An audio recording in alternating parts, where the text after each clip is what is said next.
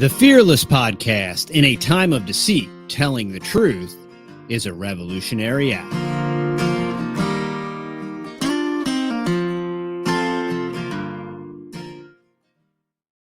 All right, y'all, welcome back to the Fearless Podcast. This is episode 33. Episode 33. Do you have my what do you think of the new intro? It's very it's very calming. I like it. Yeah. I like it. It's I know less elevatory. You really hated the last one, so I kind of disliked it. I liked their old. I'm kind of like, I don't like change. See, yeah, I wasn't I liked it at the start, but then I kind of got old for me. Okay. Well, yeah, I like switch it up, man. Spice it up. Yeah. So anyway, with every challenge holds with it the seed of an equal or greater benefit. And so we're snowed in here in Texas under a 1/4 inch of snow, maybe a little less. And what that is producing for y'all is we're able to like push out this like super high quality content, and we're bringing you all the people that you know and all love. The people. And if you don't know and love them, you will. I am super pumped. Now, we've been working on this for a while. I'm super pumped to introduce y'all to Aust from Homesteady. And we've been trying to coordinate our schedules and whatnot. And it finally happened. It took a blizzard. Yeah. On both ends, right? Yep. Aust, welcome to the Fearless Podcast. Thanks for having me, guys. Good to be on. Yeah, man. I'm glad our schedules could line up here.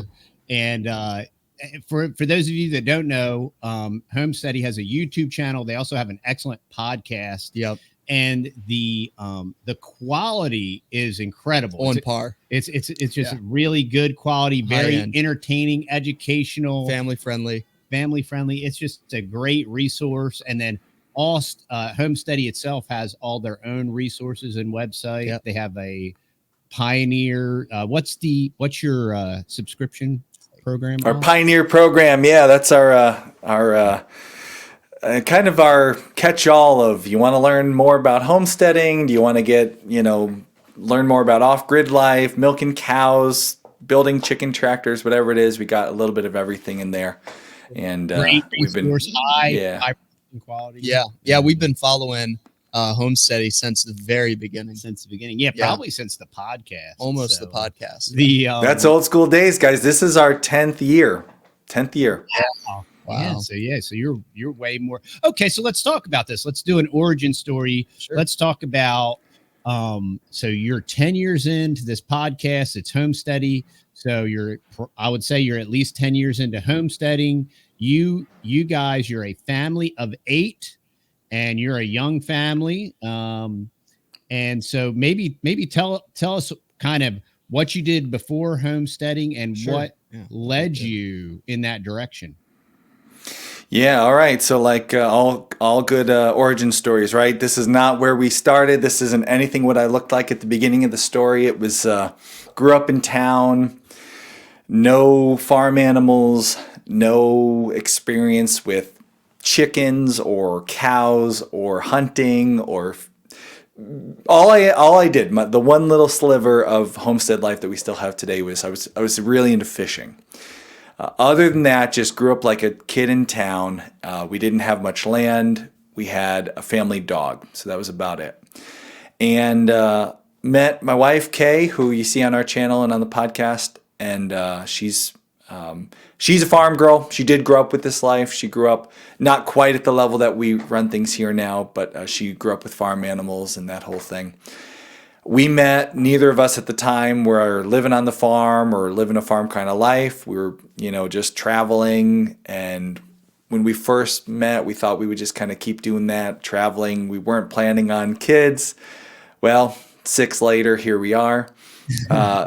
So things changed there. And pretty much that's where everything changed for us. The minute we decided, the minute we found out we were having our first kid, we realized, all right, well, things aren't going exactly as we thought they were going to go. So now we have to kind of pivot.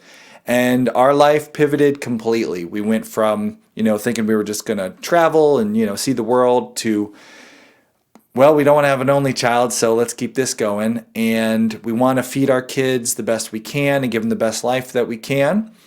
So how are we going to do that? We were pretty broke at the time when I first came along, and we wanted to be able to feed them good quality food and, have a nice life.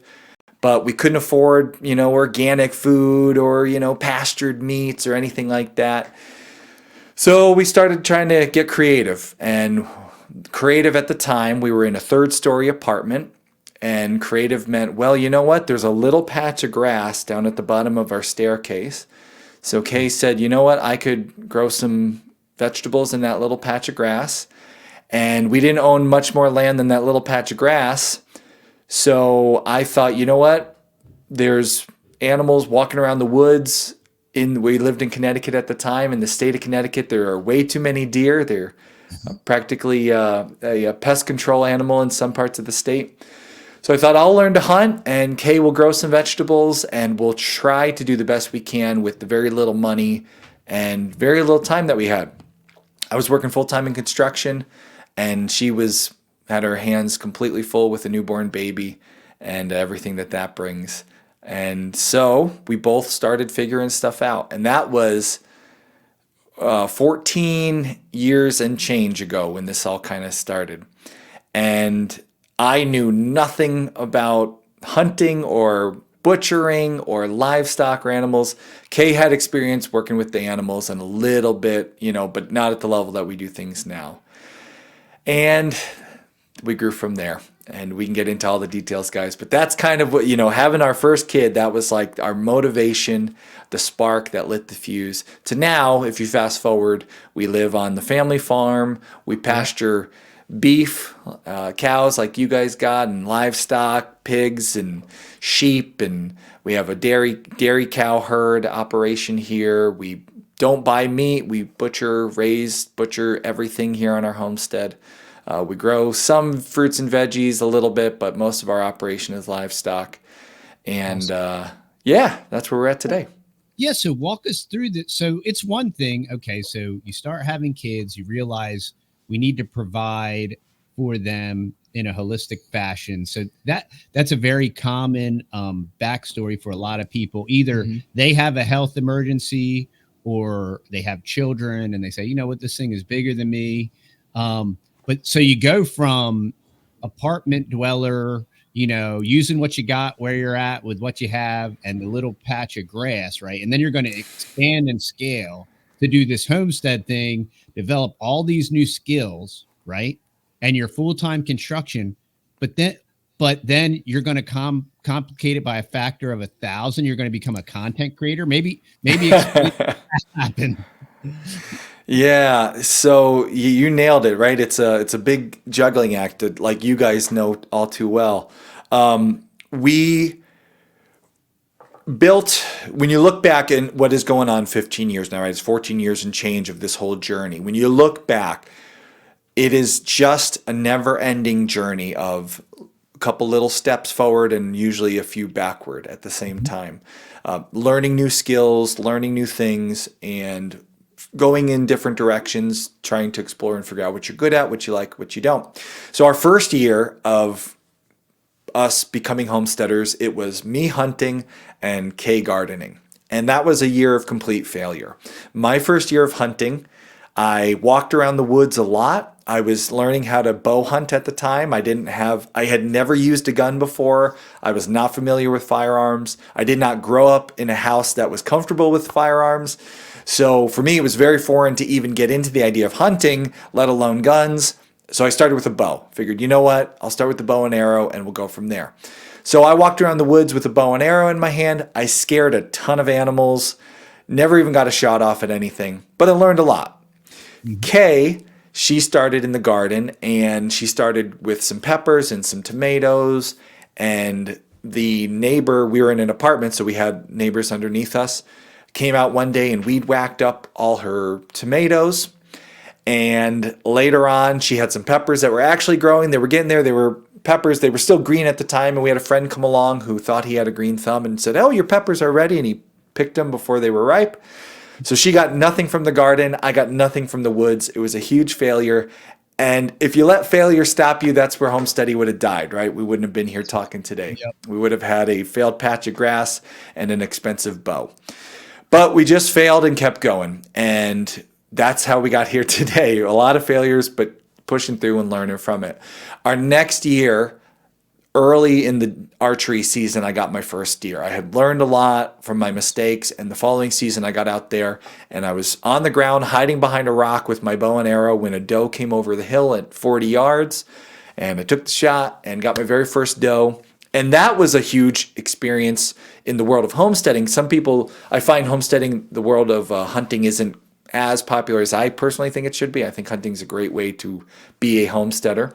But one of the areas of learning that you get with hunting is the butchering. And a lot of people will take their deer and drop it off at a butcher and get somebody else's deer back, but not us. We were doing this to save money, and we could not bring this to a butcher. It would have ruined the whole money-saving thing. So we just figured out how to do it. I had a Field and Stream magazine because 13 years ago when I got my first deer, YouTube was not the resource it is today. I had a Field and Stream article in one hand, and it was sprinkling that day, and I was outside in the rain hiding underneath a tarp with my Field and Stream magazine in one hand and a fillet knife in the other, and I was just like, all right, start at the spine and go down. Okay, here we go. All the way down, figuring out as I went. Awesome. The beautiful thing about butchering, as opposed to like carpentry, when you're trying to build a chair and you take your saw and you cut something wrong, well, you have to throw that away. That's waste, right? But the beautiful thing with butchering is when you cut something wrong, well, now that's burger. So there's no waste. So I just learned as we went. I figured out with that Field and Stream article how to get through our first deer, and it wasn't perfect, but we got a lot of burger, so that was good.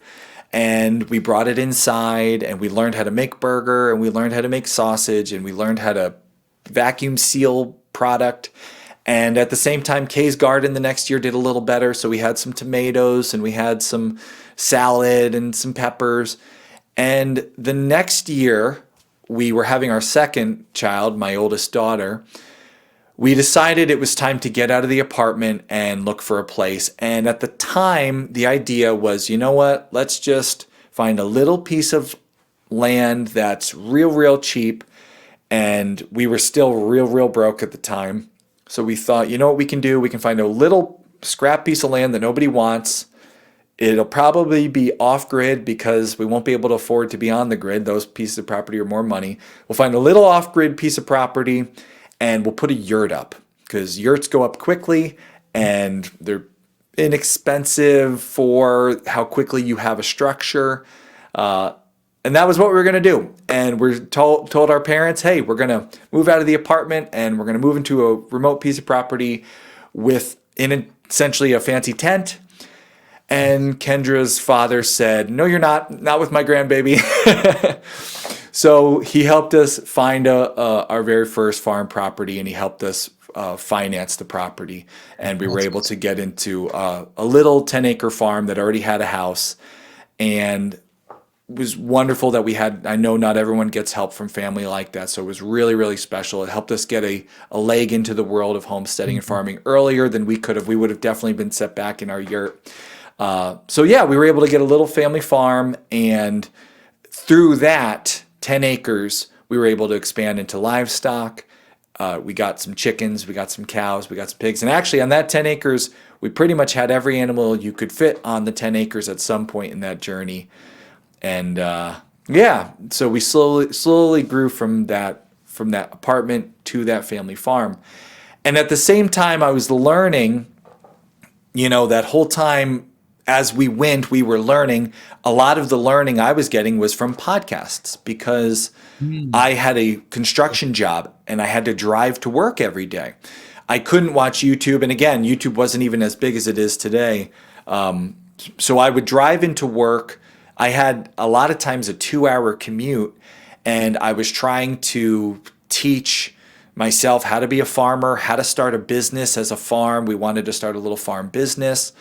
And so as I would drive, I would find these podcasts to listen to. And this goes way back. If you recognize these podcasts, then you guys probably will. There was Tim and Liz. Did you guys ever listen to Tim and Liz? No. Maybe once, yeah. Okay. So Tim and Liz from the Farm Dreams podcast, they were one of the very first farm podcasts that I stumbled across that I started listening to. There was another one, Hunt, Gather, Grow. I don't remember who hosted Hunt, Gather, Grow. But that was a good, helpful podcast. Very low production, not a lot of, at the time, podcasts for farming, just finding one was a big deal. So there wasn't like a lot of fancy production. It wasn't a big thing, podcasting at the time. But I would listen to these guys, hear their stories. And then I also listened to some business podcasts, some marketing podcasts to learn about how to grow a business. And I just loved podcasts. And then I also would listen to NPR podcasts. I thought, I would learn about homesteading, and then I would learn about business, and then my brain would get so fried and full that I would just listen to something like, at the time I would listen to Radio Lab, because Radio Lab at the time was a very interesting science-y podcast, and they had all kinds of cool sound effects and very high production quality, and I would learn something about science, something new. And so I would listen to the three different kinds of shows, and I really nerded out on podcasting. I would tell all my friends, hey, have you ever heard of podcasts? Oh, podcasts are really cool. Oh, man, it's like a radio show on your phone. And again, this is 14, 13 years ago, podcasting. It was before Joe Rogan had a show. It's just a new thing at the time. So I kind of thought this would be a fun thing to do. I grew up in high school really into video and audio production. You can see the guitar behind me. I actually had a music recording studio. That's how I met Kay, my wife. We worked together on a music project, and the rest is history, as they say. So I was always into audio video work, and I thought I would like to make a podcast. That would be a cool thing, and we could talk about what we're doing on our farm. And I pitched the idea to Kay, and she was like, no, that sounds like too much work. We got the farm to do. We got the animals and the livestock. We can't do another thing. And so I'm a guy who likes new ideas, and I get bored easy. A couple months went by, and I started thinking about running a food truck. I was like, oh, you know what? We're growing all this meat. What if we started a food truck? And my mom, she loves to cook, and she was looking to do something at the time. I was like, what if we started a food truck with my mom? And Kay said, what if you started that podcast? So we went back to the podcast idea. And that's how Homesteady started. That's hilarious. And that Homesteady started how long ago? So Homesteady, this is our 10th year. We started in 2014. May 2014, the very first episode of the Homesteady podcast was launched.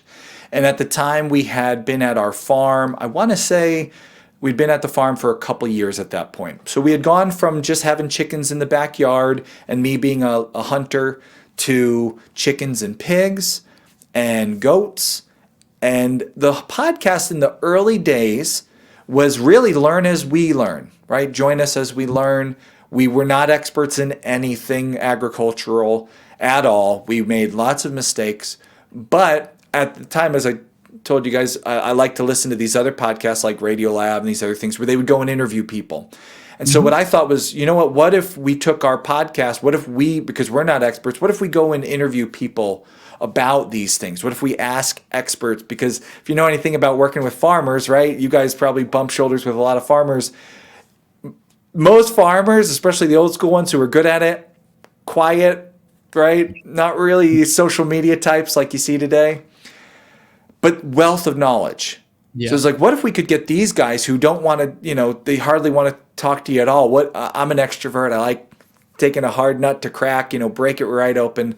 I like trying to, get people to share their stories and teach the things they've learned over the years, the life lessons. What if we found these people and we went to them and we interviewed them and shared that with our audience? Because I like to tell stories and I like this podcasting thing.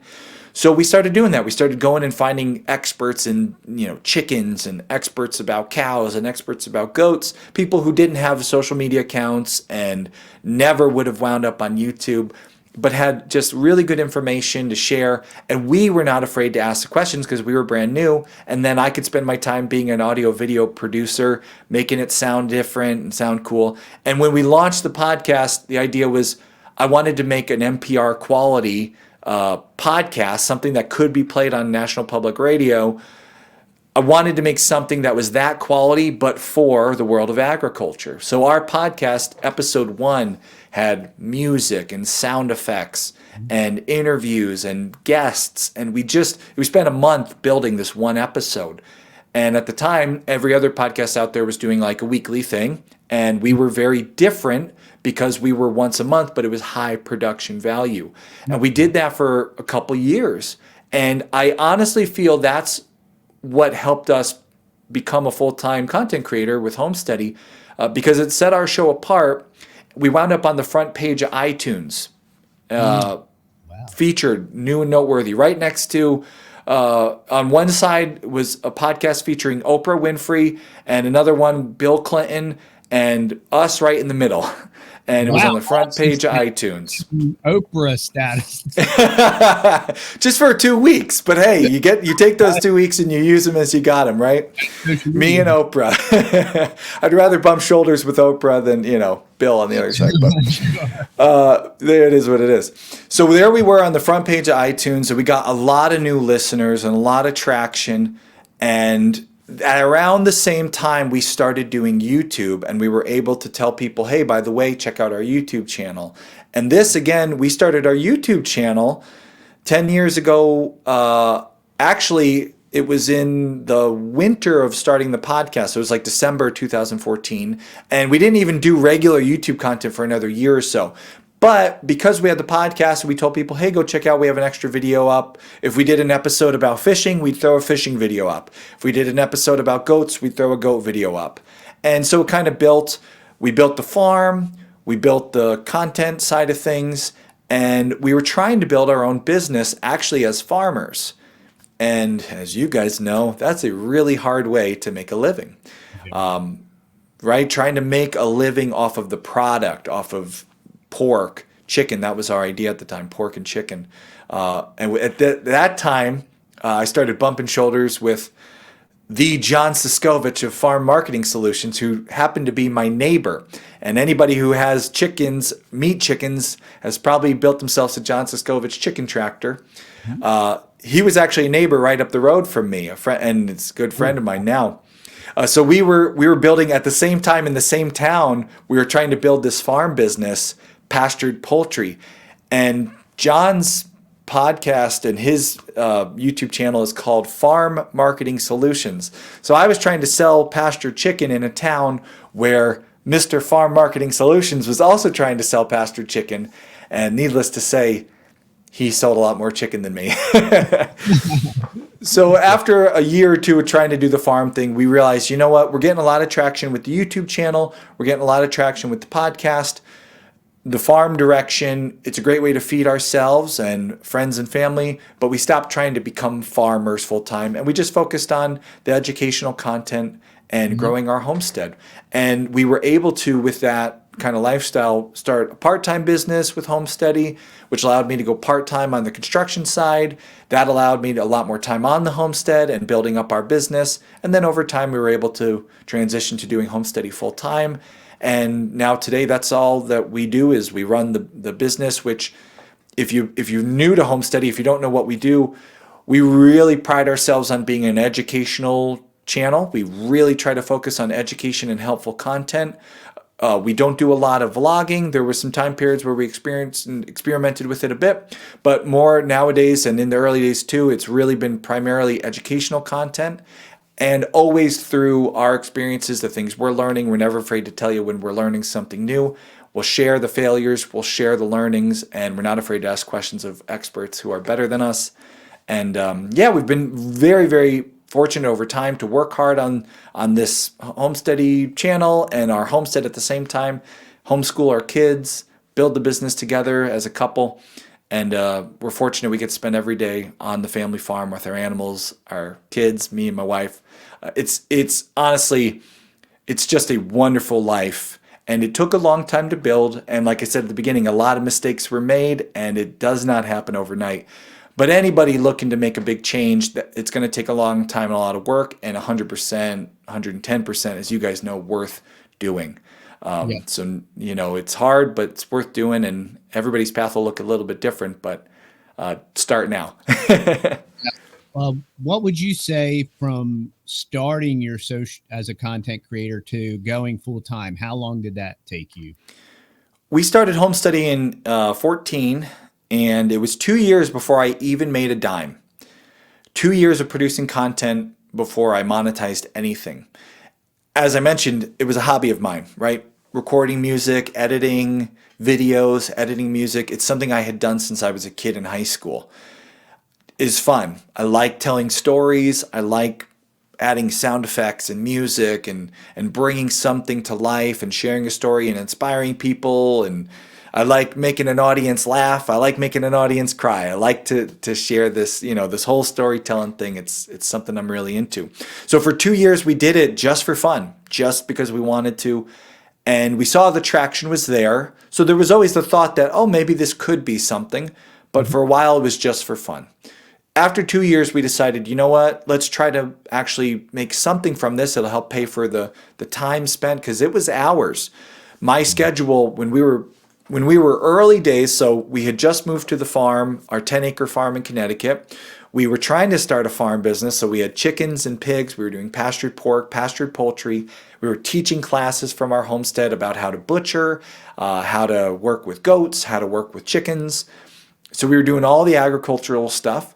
We were starting this Homesteady podcast and then the YouTube channel and growing that. And I had a construction job and at the time 2, 3, 4 kids as we grew as a family. So everything that comes along with, having a lot of kids too. And Kay was doing the homeschooling. So, it was a lot of juggling, right? We thought, you know what? The time investment is big. Let's try to make something from it. I would wake up in the morning at usually about 4 in the morning and jump on the computer, and I would spend 2 hours in the morning editing, and then I would go out and do the barn chores that I had to do, and then I would get my truck and I would commute into work, do construction all day, come home, have some family time with the kids and Kay, and then tuck everybody in for bed, go back to the computer, and I would edit from usually 10 to 1 or 2 in the morning. I was getting very little sleep, not a very healthy lifestyle.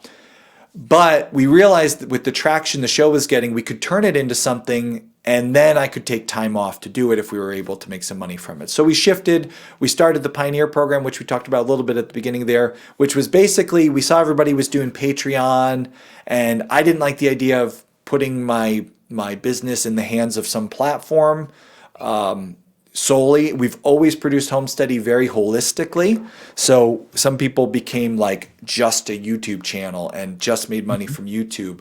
Some people started a podcast and had Patreon. We always wanted to make sure that if YouTube pulled a stunt or if Patreon decided they don't like, homesteading or whatever it was, we wanted to survive and make sure our brand survived that. So what we did was we created our own membership program, and our own website, and you could join up, and what that got you was in-depth educational content about homesteading. Again, not with us teaching at the time because we were just learning, but what it would get you is we'd go to a farm and we would spend 2 hours on that farm grilling. If we were at a family dairy, we would grill them with all the questions we had, just 2 hours worth of, how do you handle the milk? How do you process it? How do you clean it?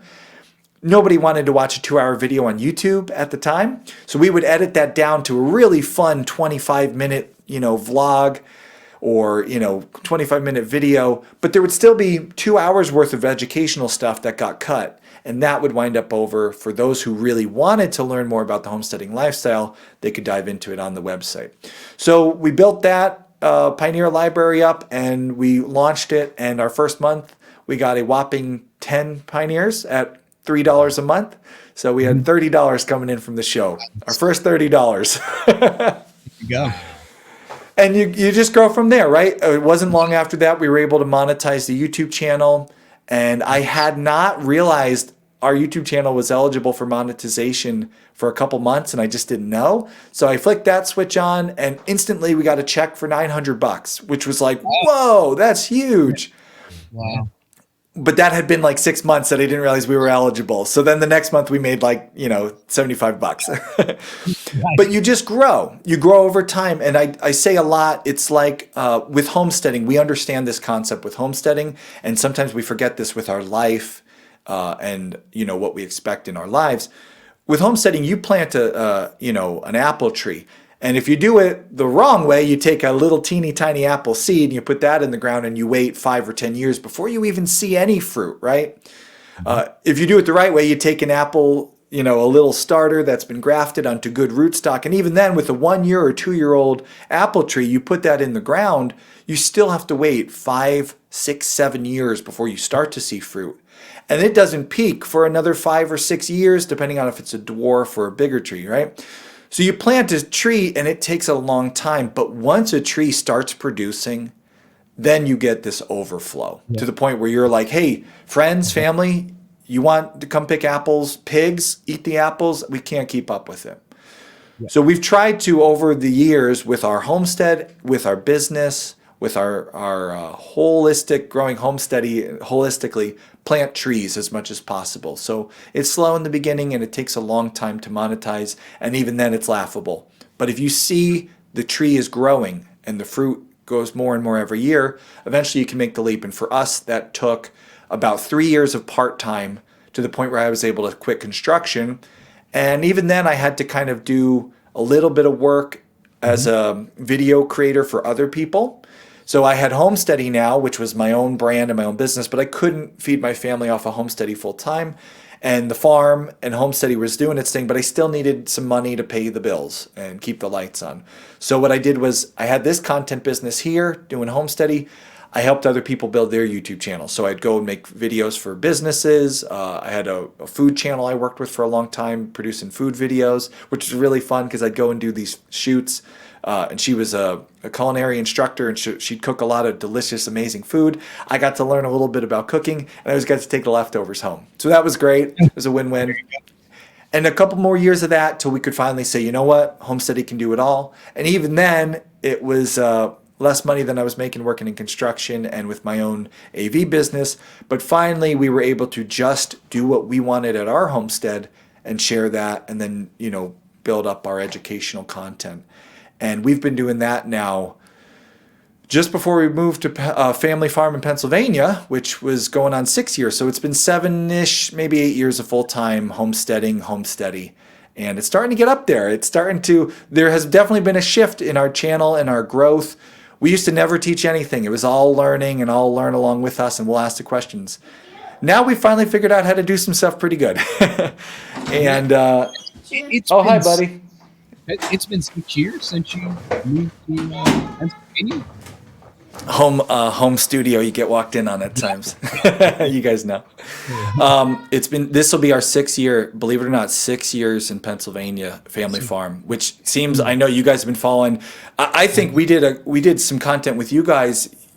We did. Back at the a Cal Lab back at the Connecticut homestead. So just to put it in perspective, and that would have been probably the year before we left, because we had just gotten our cows, and then we decided to move to the family farm in Pennsylvania where we are now. And so that would probably, this is going on 6 years, so that would have been about 7-ish years. So you guys would have just about started your guys' YouTube channel when we did that. Yeah. And that was, so we're going on 6 years in Pennsylvania. And it's been a big shift because now we've been doing we've been raising our family's meat for over a decade now. We don't buy meat from the store. We once in a while we'll buy something funny. We want to, have some seafood or something. But we don't have to buy meat from the store. We do all our butchering, all our own stuff in the backyard here. And you do a batch of meat chickens every year for a decade. You finally figure out how to do it. And so we've been able more and more to help other people, which has been really, really exciting to see just the growth in the last couple of years, how many people have wrote in and say, hey, I've learned, I watched you guys, I got inspired, I got my own place, and now I'm doing it too. And we've seen people pass us by in farm size, and even we've seen people start YouTube channels from their homestead and pass us by, and just all kinds of cool stuff. So it's been really cool to see long term how this stuff just grows like an apple tree. It just grows and grows and grows. And that's neat. So you mentioned how your in-laws helped y'all purchase your first homestead property, and that's really kind of what motivated us. We didn't have, we had lots of different circumstances where we strategically relocated kind of like in the middle of nowhere with no friends and family around. But one of the things that really motivated us with procuring property and dirt is trying to create a living legacy for our children. So that way we could accumulate dirt to pass on to them while we're living, so that we can share in the process and share in the infrastructure, construction, and maintenance. So now that y'all are on the family property and you have 6 children and they've grown up in this lifestyle, where do they see themselves in the process? Are they embracing the homesteading lifestyle, or what do your kids think about all this? Really good question. And you know, TD, you got kids and every one of them's unique, right? You see some different aspects because homesteading is such a big category, right? We could have a magazine about homesteading and you flip through the pages and one article is about hunting and one article is about canning tomatoes and one article is about how to treat an alpaca with something wrong with its foot, because alpacas always have something wrong with them. You know, right? You can, like, there's so many things. That's one of the beautiful things about homesteading is just there's so much opportunity. And as a family who homeschools, it's a nice way to let everybody kind of take their interests and go in different directions. Exactly. So we have, from the ages of my oldest was going on 2 years old when we moved to our first farm. And he was there with me when we found my first deer. The very first deer that I talked about at the beginning, he was on Mama's back. We were walking through the woods looking for the deer. So he's been there for everything. He's been there for and he's, he's a teenager now, so he's been there through the whole journey. And all my kids subsequently have been involved in all our growth, all this stuff. And we've always included them in different ways. So according to age and interest, we'll go in different directions. And then also there's some things that we just want to instill in our kids, a good hard work ethic, right? Whether you're interested or not, you're going to help clean up the cow poop in the barn, right? You're just going to help clean the barn. So we kind of, as the younger ones, they start off with very simple tasks. We have them collect the eggs, help spread wood shavings if we're cleaning up a stall, fill in water buckets, turn on the hose, fill the water bucket.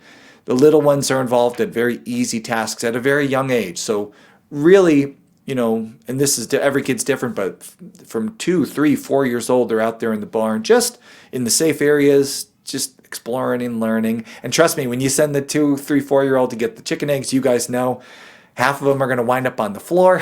Yeah. That's why you get a lot of chickens. Yeah. But they're learning, right? They're learning as they go, to the point where now, my oldest, and I'm sure you've seen this, TD, where your oldest, we can send them anything we do have a bull and we have some cows on the property. We had Highlands for a while, put our kids in a situation that was dangerous, so we would keep them away from those areas. But every other area, that on the farm that they can go and do the work, they can do everything. They're completely capable. They are more capable as teenagers, young teenagers, than most of my adult friends who come to visit to work on the farm, because they don't know what's going on in a farm, whereas my kids can give the tour and tell them how everything works and show them how everything works. So partially, as they grow older, we let them choose things that they're interested in. And then again, you're part of a family on the farm. We want to instill work ethic. So other directions will say, hey, this is under your jurisdiction now. So for example, my daughter really, really wanted to get goats. And you guys know how I feel about goats. You've been following me long enough. If you followed Homesteady for 10 minutes, what'd you say, TD? Dropped out there. Yeah, you feel the same way that we feel about goats. Yes, goats. I had sworn them off forever. They were never coming back to the farm. And of course, my oldest daughter says, Daddy, I really miss the goats. Can I get my own goats? I don't own goats. I never will own goats again. But she does. So she's really into the goats. She wanted to have dairy goats. We got a really nice group of little Nigerian dwarfs, which are an amazing little goat. Yep. They're not as good at escaping because they're short. They have really good quality milk. And they're just fun. Even I'll admit, they're a fun, cute little animal. So we got back into goats. So like my oldest daughter, she has this whole herd of goats. She has them bred. She does their feet. She's 12 years old. She clips their feet. She gets them bred. She gives them shots. This girl is completely, now we're there helping her along and teaching her and making sure everything's, you still need some oversight, right? They're still not ready to take it on completely, but she's so self-sufficient in her goat herd. She milks them by hand. She brings the milk inside. She can use it in products. So just, it's awesome to see. My oldest son, who's a teenager now, as he gets older, he takes after his dad a bit more. He loves the fishing in the woods. He's not so into the livestock thing. So he doesn't have any particular livestock of his own, but we'll give him projects throughout the summer to help with because you're part of the family, and that's how it works on a family farm. So for example, this summer, this spring and summer, we're going to be raising meat chickens, and he'll be helping. He's at the point now where he's completely capable of running a John Siskovich style pastured poultry operation. He can fill the waterers, fill the feeders, move the chicken tractors. He's getting those big, strong teenage arms and shoulders. So he's able to run that operation, manage that, feel what it's like to have responsibility over something really important, right? One of the things, you guys have probably seen this, I feel when kids, we give our kids chores, right, to teach them good work ethic and responsibility. And there's chores that are like, fold laundry and do the dishes and clean the kitchen. And that's good hard work, and it's good for everybody to learn. But if you don't do the laundry, if you don't fold the laundry, nothing dies, right? True. But if you don't water the chickens, they could die. You can't weasel out of that one. You got to get there for those animals. So there's a level of responsibility that farm work, I think, teaches a kid that you just can't teach. And I even see it in myself versus Kay. She is 1,000 times the farmer that I am. That one, there's a reason our channel has succeeded at helping people, inspiring people. It's because Kay is great with farm animals. Aust would have gave up and been living, in a van somewhere a long time ago. But Kay grew up on a farm. She grew up taking care of the animals. She understands, she sticks to it. I've learned as we go over time how to have that farm work ethic, but I didn't get that as a kid because I feel like without a farm, you just can't get that farm work ethic.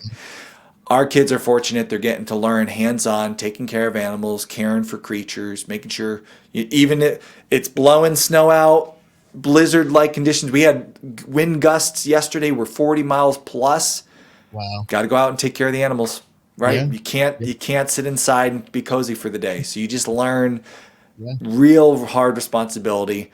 And as they get older, we've told them, every kid, my oldest are getting closer and closer to needing a car, and they're not there yet, but the time will come. Yeah. So we've opened the possibility to them and said, hey, we have this family farm. We're really fortunate. We don't own the family farm here. We talked about when we moved to Pennsylvania, we're managing a piece of what is owned by a whole generation, which is, you talked about, TD. It's really a special thing if a family is able to keep that, right? A piece of dirt in the family for generations. It's really a special thing. And this family farm, our kids are the 5th generation to work this family farm. So really special. And I know not everybody has that opportunity. We're very, very fortunate. It's 100 beautiful acres of farmland in Pennsylvania. It used to be hay fields, and it's good ground, good dirt. So we've told them, hey, you're going to need your first job. You can go work as a clerk. You can ring, items down. That teaches good stuff too, right? Yeah. Your first job, no matter how dead end it might feel, you got to show up for your boss. You got to learn to be yelled at by your manager. All that stuff is good. So I'm not knocking that at all. But if my kids want to, as they get to that point where they need that, we're happy to enable in whatever ways we can. If it's a little pastured goat operation that now becomes monetized, if it's a little, we've started a herd of sheep. We really love lamb in this house. It's one of our favorite meals. So we got a little sheep herd that we've been growing. I'd love to give that to one of my kids to just take and manage and say, listen, I'm going to take my cut of lambs every year to fill the freezer, but you can sell the others and, make some money from that. We've done the pastured chickens. They know how that operation works. I'm happy to see that. So as they get older, they can choose to go work in town. They can go choose to work. Their grandfathers have businesses in construction and, production. They have lots of choices open to them, but we're happy to enable new farmers anytime we can. So that's great. And I'm from experience, I'm relatively convinced that the best way, from my experience, the best way to raise children, the only way that you can raise children hard. I grew up very middle class, lower middle, like poor. I didn't know we were poor, until I looked back and realized certain things like, oh, wow, like we really didn't have any money. And, hand-me-down and I went to the government school and all that stuff. And I'm like, well, we kind of really grew up poor. And then where we've had as a married couple, we've had so much abundance, and some of it is from a lot of hard work. Yeah. Some of it is from the printing press and the quantitative easing and everything else. And that's always been a quest and a consideration, is when you have abundance with, 2024 postmodern America isn't what it used to be, but there is still an inordinate amount of opportunity. Amazing amount of opportunity. That speaks, I believe, to liberty and lots of different things. Yep. That's a different podcast for a different day. But how do you raise children hard? How do you to instill that work ethic and to instill responsibility? And how do you raise children hard amongst abundance? And I believe that an agrarian agriculture, preferably regenerative agriculture lifestyle, is one answer to that question. Is when you have so much abundance and freedom, how do you raise children hard? You do it on a farm. Yeah, that's a great way to put it, because there's that saying, right? I don't remember it off the top of my head, but I butcher sayings, but it's good times, hard times produce good men, and good times produce bad men, something like that. You guys probably have heard it. Yeah. We live in very comfortable lifestyles, and you don't want to be the hard thing your kid has to deal with, right? You want to be a good parent, a supportive parent. But they do need to learn good hard work. And I was very fortunate. I didn't grow up on the farm, and I didn't have that. But my dad had his own construction company. And so at 12 years old, I was able to start working with him. I started with, it's snowing outside right now, I started shoveling snow. And I was getting paid $5 an hour, which I thought was great, because by the end of the night, I could buy myself a new Nintendo video game. If I worked 8 hours, I'd have just enough to get it. And I would shovel snow in the middle of the night with the snow blowing, just shovel the walkways, do the whole lap, go back and start over when I was done. And we'd stop for donuts at Dunkin' Donuts. And, every couple hours I'd get yeah. So it was a good way, although it wasn't farm life, I was fortunate to have that experience. And then as I got a little older, I got to work on the construction site, learn good work, hard work from my dad. He was a kid who grew up working really hard with his father building homes. And so my dad's a good hard worker. I got to work next to him and see that. But because of, the world we live in today, you can't usually get your 12 or 13-year-old working in construction. It's first off, you're going to make sure it's a safe situation. And second, it's pretty much, not professionally, not a lot of opportunity for that. So the experience I had, more and more as time goes on, everyone's kids has less and less chances, less and less opportunities to have that toughness built into them in a healthy way. A farm gives you a healthy toughness.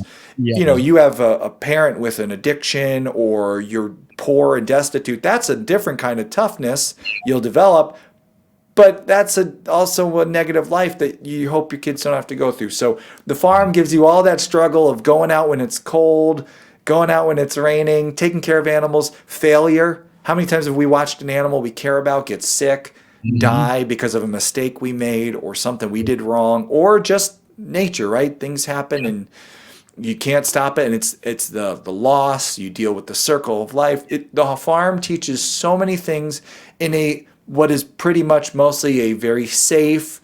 The stakes are never you're usually not so high, right? So it's the safest, softest way to give a hard real good hard experience as your kids grow. I totally see what you're saying there, TD. And that's one of the reasons, even as we go on in years and we think, oh, why are we still doing this? Why don't we support a younger farmer with dreams and buy chicken from him? But then how are my kids going to learn how to butcher chicken? Yeah. So it's what keeps us every year still doing it is even though now we've grown and we could buy pastured poultry, we could buy some pastured beef from someone selling it, we still do it ourselves because now it's just the time working side by side with our kids, the lessons they get from it, and we still get from it ourselves. It's hard. Maybe when all the kids are moved out, me and Kay can become the sponsors of a good young farmer with big dreams, and at that point we'll stop raising our own meat. But I'll always have a pig to eat the table scraps because that's just too easy. So yes, that's very true. Yeah, we just had 9 cooney piglets. Yeah, we just had 9 cooney piglets born yesterday during the snow. During the coldest day. Of course. Yeah, of course. And then we got all prepped and prepared because we were like, it's Texas. Whenever a little bit of snow hits the ground, the power always goes out. So the power went out this morning, and I'm like, okay, it's fine. We can, because we had heat lamps and everything out there, keep them warm. So what we did before we turned on the generators is we grabbed the OUPES, the 1800 watt one, and we threw it out there and plugged in the 2 heat lamps. But that thing can only run it for 3 hours, it was saying. So see the link in the show notes. So I was like, okay, we got to go get a gas generator fired up, and we already got fuel and everything, and we have 2 generators. So we have the main generator and then a backup generator. So we started up the main generator, and it electric start or whatever. Wouldn't start. Oh no, that's fine. We got backup generator. So we keep we pour gas in the new one or whatever, and then it just keeps, it has this like auto throttle or whatever electric start thing, and it's starting, and it's running, and we tried and it wouldn't come on. So I'm just getting frustrated because we got 2 generators here. They're pretty much brand new. One is brand new. And I'm thinking, okay, we got one last generator and it's down all the way at the shop. So I'm like, we're going to have to drive the truck down there. And we have an Aust interview that's taken us a Yeah, I know. So I'm like, I was going to use the OUPES to run the Starlink, the internet, and my setup here. But it's running for the pigs right now. And then the other one is I quick ran to the incubator that was going, plugged that one in. So I'm like, the OUPES are all used up. Mm-hmm. I'm like, what in the world? So I started getting a little frustrated. But first world problems. Then I saw the electric truck come on over to the other pole from the other side of the road. And I'm like, oh, I hope that means the power is going to come on. And then Mom opens up the door and yells, the power's back on. Yeah. Nice. Phew. You yelled over to the power guy. You're like, thank you. Bringing him farm fresh eggs, right? Or beef or something. Oh, man. Yep. So it was a big reminder that I guess we're just going to have to every month fire those things up, I guess. And I don't know. They both didn't want to start. Yeah. But it was crazy cold, though. It was pretty cold. Yeah, and speaking into this whole tough times build good men, and this abundance that we have and raising the next generation, it's so quintessential for. I mean, hey, I live in America. I'm an American. Yep. This podcast gets a lot of from all over the globe, I know, but it's pretty cool. Yeah. But to carry our work ethic forward, our legacy, our liberty, we need to instill all these virtues and attributes this hard way in a loving parental way to instill all these values. And it's going to be so neat when we have 6 kids and we're seeing them grow, and then they're growing into this to adopting and adapting this lifestyle and being able to carry that forward. And then you're seeing the same thing. There's no type of corporate carrot or pension match or 401k, anything that can even remotely parallel that, even, notoriety, fame, or whatever. And it's so gratifying, satisfying, and fulfilling that it's obviously above any type of mnemonic value of any kind of, monetary value. And that's the real legacy, and education is our posterity carrying that forward. It's really the only hope for society all around the world. But it's neat to see people returning to a slower, purposeful, regenerative, agrarian type of lifestyle, and then instilling it into their children to carry it forward. Yeah, absolutely. And something you said there, TDA, just made me think, as they go out, right? They may leave. We have 6 kids, right? There's a good chance someone's going to wind up in the city at some point. Someone's going to wind up off the farm. My oldest already talked about, oh man, I'm going to move out. I'm not going to have any animals to take care of. And they probably will, at least for a time. Kay left the family farm and she went and lived in an apartment. And then we got married and we were in an apartment. But that hard work, that good hard work ethic, those core values, the overcoming trials like you guys had this morning, right? Generator 1, generator 2. In life, generator 1 and generator 2 break all the time. You need generator 3. And that kind of, never say die, that determination that you get on the farm where it's just, lives are on the line. And when generator 1 and 2 go down, you figure out how to get generator 3 up. That will help our kids and everyone who bumps shoulders with them. That will help them be better prepared for all the crazy stuff. The slogan of our podcast is, the world is a crazy place, but you and me, we can each make it a little better. And that was 14 years ago that we wrote that slogan. The world is a crazy place, but you and me, we can make it a little better, because with all of our kids, everyone we bump shoulders with, getting a bit more self-sufficient, a bit more regenerative, right? It's just everyone who bumps shoulders with them is going to be a bit better off. They're going to be a bit better off on the farm or not. Wherever they go, they'll be better prepared. And that, when you start to think beyond your own, you're now thinking of your kids, and they're taking the torch wherever it goes. Yeah, they might not have goats to care for, but they'll have something to care for, and they'll know how to do it when it gets hard. They'll be able to push through because of that farm life, because it always gets hard. Speaking of generators and craziness, your newest venture is into this off-grid lifestyle. So maybe you could dive into that just for a couple minutes. Yeah. I'm loving this new segment and this off-grid stuff, and your Series, crazy venture to Alaska, which was very daring. And I highly encourage everyone to follow this along, because this was serious. It was serious. Yeah, we are. I said back at the beginning, we were both, Kay and I, when we first met, were people who loved travel. We loved adventure, and we're never afraid. Before we had kids, we did some crazy, South America, riding boats up the Amazon River, flying planes into the bush. Like, we loved far. I spent some nights sleeping in a hammock in Jaguar country. Just loved that kind of stuff. It was just really fun adventures. And as we had a family and little babies, that slowed a lot. You don't want to sleep in Jaguar country in a hammock when you got little babies.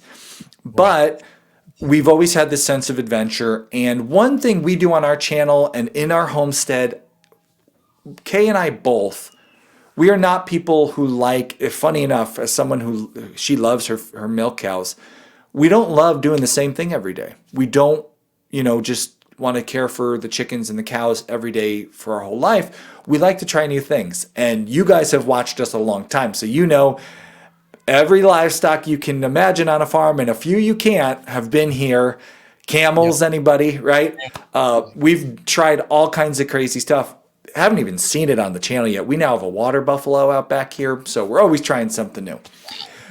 We like to learn. We love learning. And one of the biggest things we've done all these years on our channel is we learn along with us. And as I kind of talked about over the years, we've gotten really good at the meat thing and living off the land and the pasturing the animals. We've had a lot of big success there over time. But we're not afraid to dive in the deep end again of a new area and learn more. And the biggest glaring piece of self-sufficiency all these years, when I look out my window, which is I'm sitting in my office and I can look out my window, the thing I see us missing the most all these years has been energy. Energy production. We are very, now of course the sun grows the grass and we make a lot off the grass. But when it comes to our energy usage, running the lights, all that stuff, we've been very, very dependent. And we do like to be more resilient. We do like to be more self-sufficient.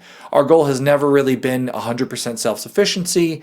And the more we dive into that topic and discover, as I think everybody in this lifestyle learns, it's very unattainable, 100% self-sufficiency. Yeah. That's why you form community. That's why you grow, right? You network. Yeah. But we have found over the years, way back when we very first had this dream of a little remote property with a yurt on it, we weren't planning on going off grid back then because we were afraid the grid was going to go down and the world was going to end. We were doing it because off grid seemed like a tool to make our dreams happen. One thing you learn when you're shopping for land is land that has road access, that has a power line run to it, that has sewer. The price tag goes up with every additional utility that's there ready to go. You find a weird little piece of property with no driveway and no power lines and no sewer, it's going to be a lot cheaper to purchase. Yeah. Now, it might not be a lot cheaper to develop, but if you're not afraid to do the work and you can get creative, and more as we see with like these solar panels and the solar generators and wind turbines and water, everything's getting better. It's all getting a little bit better. So more and more it's becoming where you can make a piece of property. And one of the biggest ways you can make it work, we've learned with our recent diving into, we shared on the channel, we started developing a property we're calling Sunny Mountain, is an off-grid property we started working on. We got a quote to get power lines run to Sunny Mountain, $60,000 to get power lines run to where we would need it. Yeah. You can put in a pretty nice solar system for $50,000 or $40,000. Yeah. I can put 10, 20, maybe 30 grand back in my pocket. And now that actually has paid for itself. That makes sense. Yeah. That's dollars and cents. So, if you want to go off grid because you're afraid of the grid going down, hey, that's great. If that's your motivation, it's never really been our motivation. We like being more self-sufficient. We like having a bit more control and understanding our systems. But I also like putting 20 grand back in my pocket, and off-grid can be a tool to do things like that. Now, you're going to spend money elsewhere and doing different things, but we also do value the self-sufficiency. And this is part of what we've learned now. We started developing this property, Sunny Mountain, and we realized, you know what? We want to develop an off-grid property, but holy cow, 14, 15 years of homesteading, we have all kinds of experience. I can tell you how to cut up a chicken every which way, but that doesn't mean I know anything about solar power. That doesn't mean I know anything about, kilowatts and how long the lights are going to stay on. We realized we had a gaping hole in our knowledge when it came to off-grid life. And so we thought, why are we going to go design an off-grid homestead and develop an off-grid homestead? We've seen this play out before. We shared the story on our channel. When we designed our very first garden at our very first farm, it was a 1-acre market garden. It was huge, and it grew 1 acre plus worth of weeds like you can't believe. Yeah. Great weed harvest from that garden. But we never got even a single tomato because we designed a garden not knowing what we were doing. Why are we going to do the same mistake again? We've seen this movie. Why are we going to design an off-grid homestead with zero experience? So we decided, you know what? Let's get some experience. Let's dive in the deep end, learn as much as we can. And because we do our show, not only will we learn hands-on living it, but we'll also go talk to the experts. We'll see people, we'll learn from them. And we decided on Alaska, multiple reasons. A lot of people are like, why'd you go all the way to Alaska? One of the big reasons was because there are off-grid people everywhere. You guys know in Texas, there's people off-grid. There's people off-grid in Tennessee. There's people off-grid. I'm sure in Pennsylvania, we have people off-grid. There's people off-grid everywhere. In Alaska, off-grid is a way of life for a large population. I don't want to say the majority, but it's just part of life in Alaska. There are entire neighborhoods that are all off-grid. Everybody's off-grid. So they have it down to a way of life. Now, it's very also specific to long winters, lots of sunlight in the summer, not in the winter. It's extreme, and there's a lot that's specific to Alaska in that way. But also, everybody understands off-grid necessity and life and how to overcome challenges. So we thought, what if we go and we spend the summer living off-grid in Alaska? And we found a couple different places. It's amazing what you can find if you're looking. We found not just one, but a couple different places we could go and essentially either like house sit or very low rental to do like agricultural leasing or whatever. A few different opportunities of places we could go and stay for the summer in Alaska off-grid. They were super rustic. We went and actually back in March of last year, we went and previewed a couple. We went to different properties and looked at different places and thought, like, can we stay here with the kids? Will this work? We finally settled on one cabin, which we've been sharing on the channel. Spoiler alert, we started referring to it. Well, the kids started referring to it as the dreaded A-frame. Incredibly rustic, very small, very hard. That was a very hard period of time. And we have always really, really tried on our channel because I did not grow up on a farm. I did not grow up as a homesteader. I don't have that farm kid toughness in me. I came to the world of homesteading and I have many, many days been out there pulling my hair out. I'm fortunate I have a pretty thick head of hair because I'd probably be bald if I didn't. Pulling it all out, just like, what am I doing? Frustrated, angry, sad, because it's really hard, right? There are days where it's just so hard, whether it's on-grid or off-grid. Homesteading can be so hard. So we've always tried to share. We know having this channel and this podcast, we inspire people. We get people who are like, you know what? I'm quitting my job. I'm selling my house, my apartment. I'm moving to the country. And we do not want anyone to come to us and say, you guys said this was amazing and I did it and I hated it. We'd much rather have people come to us and say, you guys have always been honest and shared the ups and downs, and I knew what I was getting into, and then I quit my job and everything and went and did it. So we've always been very honest and open about the struggles and the hard times. And we have shared this Alaska Off-Grid series. We've called it the Alaska Off-Grid Challenge. We wanted to see if we could make it the entire summer without quitting, living off-grid in very rustic, very hard circumstances. It was really hard. And there have been people who've commented and been like, this is fake, guys. You've been homesteading for 15 years. There's no way it was this hard for you. I love the haters. That's one of the great things about social media. Right. I don't even know what to say to that because it's like off-grid life is so different. And there are other people who come and say, guys, off-grid life, you can have a really nice off-grid house. There's people on YouTube with these huge, amazing places. And that's true. You can. And we're not stupid. We know, like, yeah, you can spend a fortune and have an amazing off-grid place. You could spend nothing and have a horrible place. And there's a sweet spot in the middle where you spend some money and you get a pretty good setup. But we wanted to see, could we do the most rustic? And when you take a family who we're not afraid of hard work, and we've been homesteading a long time, but we flick the switch, the light comes on, right? I turn the lights on before I get in the studio. I have chest freezers I don't worry about. When it's butcher day, I fire up a meat saw and I push the pigs through the meat saw. Mm-hmm. You take that kind of homesteading and farming and you go so rustic that we're cooking outside in the rain. There's no outhouse. Yeah. It was really hard. And we were very honest about it. And most people have really, really enjoyed that open honesty about how we thought we were really tough and we're going to have no problem with this. And it was so hard. The change to that really, really rustic life in the very small cabin was so much harder than we expected. Now we're about halfway through the series. And we know how the story ends. I can't spoil it. Yeah. Thank you we can see you, so we know that. I did survive.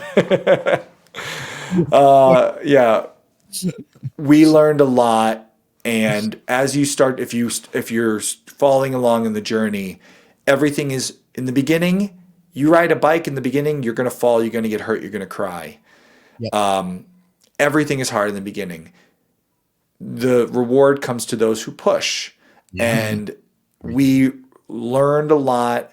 There's a shift happening. As you start to watch the next episode or two, you'll start to see there's a shift that happens, and we start to hit a stride. And this is where things get really exciting.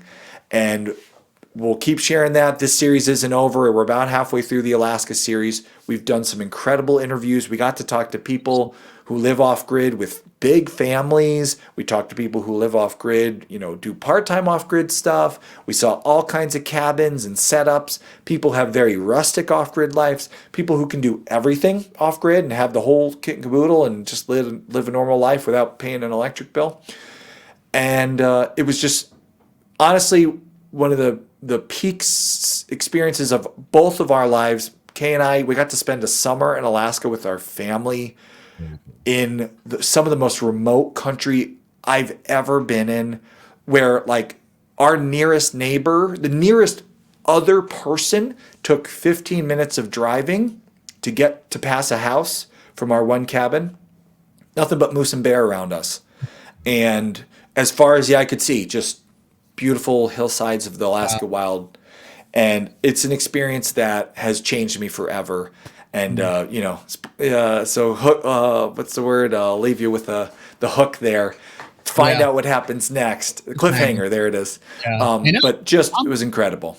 I'm looking forward to this because you bring a lot of, reality, and you're very honest, because we've been considering, we want to, the boys have an off-grid shop, and we use a combination of electric generators and a gas generator. And we've been considering solar for a very long time. We have the means to do a solar setup. I may even have a solar sponsor.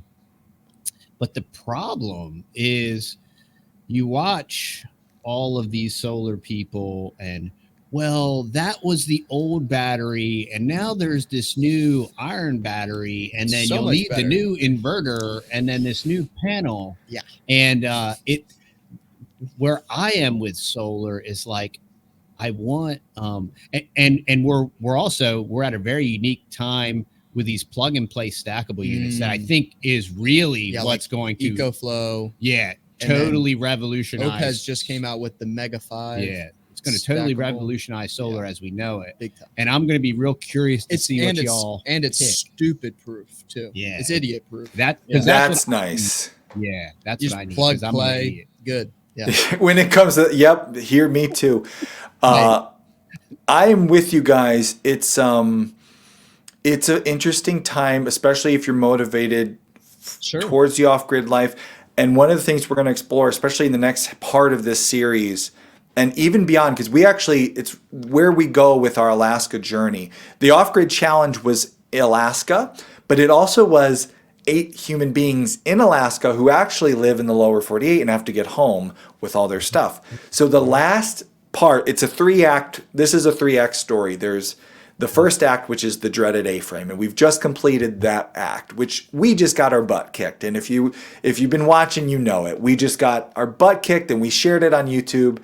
And for a few weeks, we had to just shut the comments off because it's like, yes, we know we didn't do good. We know. Thank you. The next act is us overcoming some trials, but then we have to come home. So we travel from Alaska all the way back to lower 48, and we do this.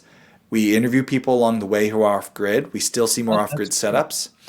And, of course, we stay along the way, the most off-grid, the whole experience, just camping. We camp in the Yukon country. We camp in BC. We camp in Montana. We camp in Yellowstone. Now, I'm not going to lie. We also stayed in a hotel here or there. Some nights you just need a shower.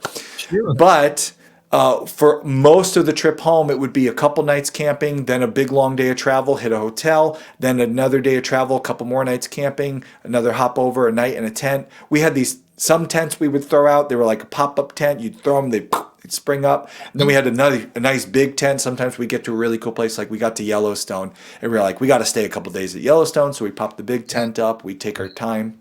Woke up one morning with a 6x6 bull elk right outside the tent. I got video like right out of my tent window of this 6x6 elk just right there, giant. It's amazing.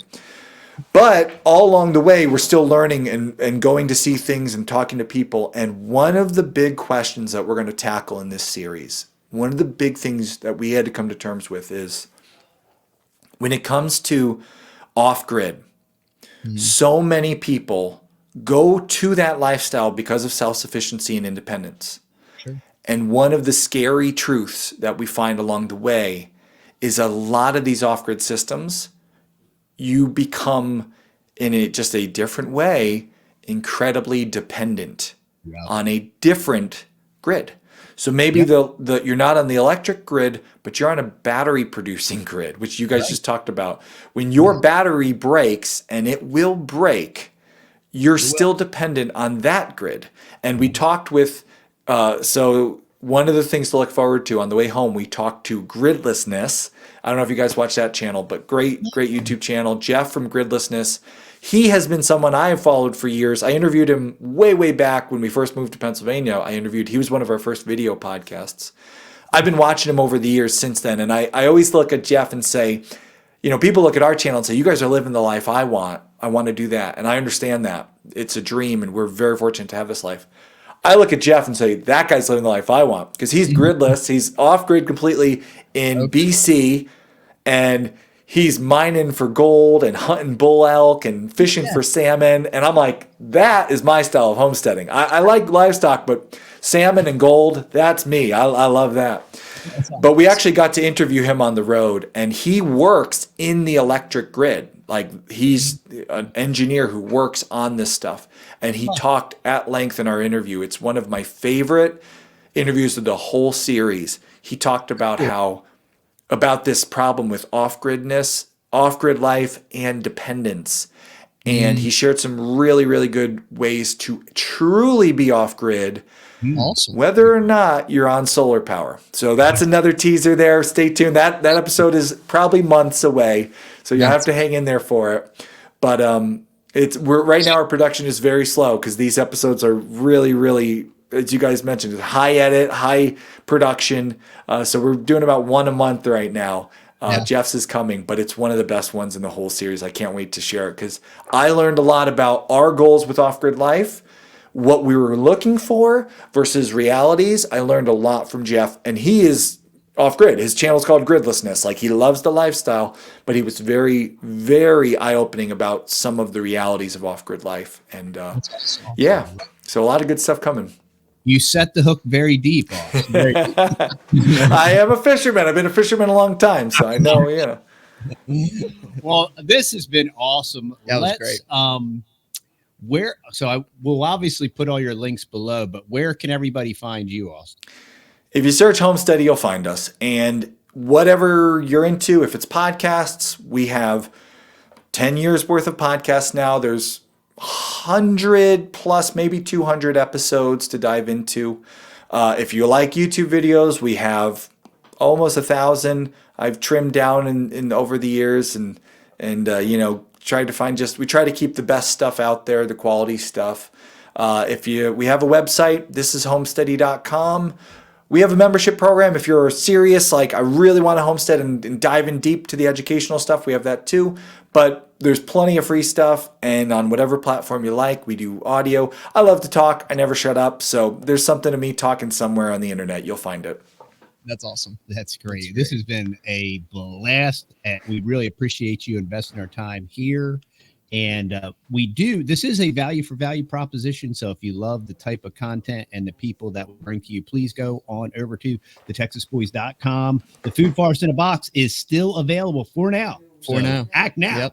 Yep. And there's also, you can go ahead and get over at TheTexasBoys.com. We sell local unfiltered unfiltered, unpasteurized honey, and all types of different types of coffee, from CBD coffee to lion's mane coffee to all different types of flavored coffee.